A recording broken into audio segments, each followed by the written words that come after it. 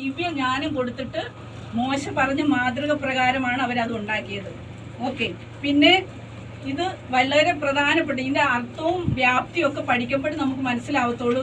അത്രയ്ക്കുമുണ്ട്. ഇതിൻ്റെ ഓരോ ഉപകരണങ്ങളും നമ്മുടെ കർത്താവ് യേശുക്രിസ്തുവിനെയാണ് പ്രതിനിധീകരിക്കുന്നത്. പിന്നെ ഇത് സമാഗമന കൂടാരത്തെക്കുറിച്ച് 50 അധ്യായങ്ങളിൽ നമ്മുടെ ബൈബിളിൽ പറഞ്ഞിട്ടുണ്ട്. അതുകൊണ്ട് തന്നെ ഇത് ഏറ്റവും പ്രാധാന്യമേറിയതാണെന്ന് നമുക്ക് പഠിക്കുമ്പോൾ മനസ്സിലാകാൻ പറ്റും. എന്ന് പറഞ്ഞാൽ പുറപ്പാട് പുസ്തകത്തിൽ 13 അധ്യായങ്ങളുണ്ട്, ലേവ്യ പുസ്തകത്തിൽ 18 അധ്യായങ്ങളുണ്ട്, സംഖ്യാപുസ്തകത്തിൽ 13, ആവർത്തന പുസ്തകത്തിൽ 2, പിന്നെ എബ്രായ ലേഖനത്തിൽ 4 അധ്യായം പുതിയ നിയമത്തിൽ. അങ്ങനെ 50 അധ്യായങ്ങൾ ടോട്ടലാണ് ഇതിനെക്കുറിച്ച് പറഞ്ഞിരിക്കുന്നത്. പിന്നെ ഇതിന്റെ ഉപകരണങ്ങളെ കുറിച്ചൊക്കെ ഞാനൊന്ന് വിശദീകരിക്കാം. ഈ സമാഗമന കൂടാരത്തിന് 3 പേരുകൾ പറയാറുണ്ട്. സമാഗമന കൂടാരം കൂടാതെ തിരുനിവാസം, സാക്ഷ്യ കൂടാരം, 3 പേരുകളും കൂടെ അതിനെ പറയാറുണ്ട്. പിന്നെ ഇതിൻ്റെ ഓരോന്നും ഞാൻ പറയാൻ ആഗ്രഹിക്കുന്നു.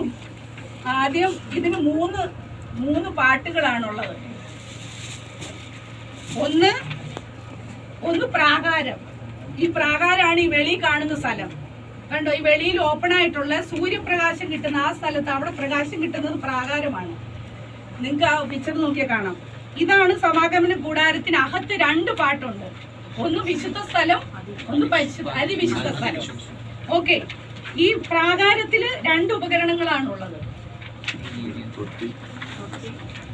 അടുത്ത പേജിൽ നിങ്ങൾക്ക് കാണാൻ പറ്റും. ആദ്യം വെച്ചേക്കുന്നേ അവിടുന്ന് ആ ഗേറ്റിന്റെ അവിടുന്ന് ആദ്യം കയറുമ്പോൾ നമ്മൾ കാണുന്ന എന്തുവാ? യാഗപീഠം.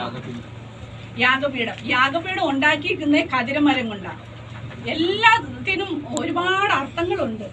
കതിരമരം എന്ന് പറയുന്നത് മനുഷ്യത്വത്തെയാണ് കാണിക്കുന്നത്. എന്ന് പറഞ്ഞാൽ കതിരമരം എന്ന് പറഞ്ഞാൽ ഈ എത്ര ചെത്തിയാലും എത്ര രാവിയാലും ആരിങ്ങനെ പൊങ്ങി വരുന്ന ഒരു മരമാണ്. അതിനകത്ത് ഒത്തിരി മുള്ളുകളുണ്ട്, വള്ളികൾ പോലുള്ളതാണ്. എന്ന് പറഞ്ഞാൽ മനുഷ്യത്വത്തെ കാണിക്കുന്നത്. അതിനെ പൊതിഞ്ഞേക്കുന്നതെന്ന് പറഞ്ഞാൽ താമ്രം എന്ന് പറയുന്നത് ന്യായവിധിയെ കാണിക്കുന്നത്. ഇതിന്റെ 4 കൊമ്പുകളുണ്ട്. അത് സമുദ്രത്തിലാണ് പണിതേക്കുന്നത്. ഓക്കെ, ഇതിനകത്താണ് പുരോഹിതന്മാർ യാഗം കഴിക്കുന്നത്. ഇതില് ഈ കൊമ്പുകളിലൊക്കെ അതിന്റെ യാഗമൃഗത്തിന്റെ രക്തം പുരട്ടും. ഓക്കെ, ഇത് കഴിഞ്ഞിട്ട് അടുത്തത് അതിനടുത്ത് കാണുന്നതാണ് താമ്രത്തൊട്ടി. നിങ്ങൾക്ക് ഇത് നോക്കിയാൽ നല്ലപോലെ കൃത്യമായിട്ട് കാണാൻ പറ്റും. കണ്ടോ, ഇതിനകത്ത് താമ്രത്തൊട്ടി. ഈ താമ്രത്തൊട്ടി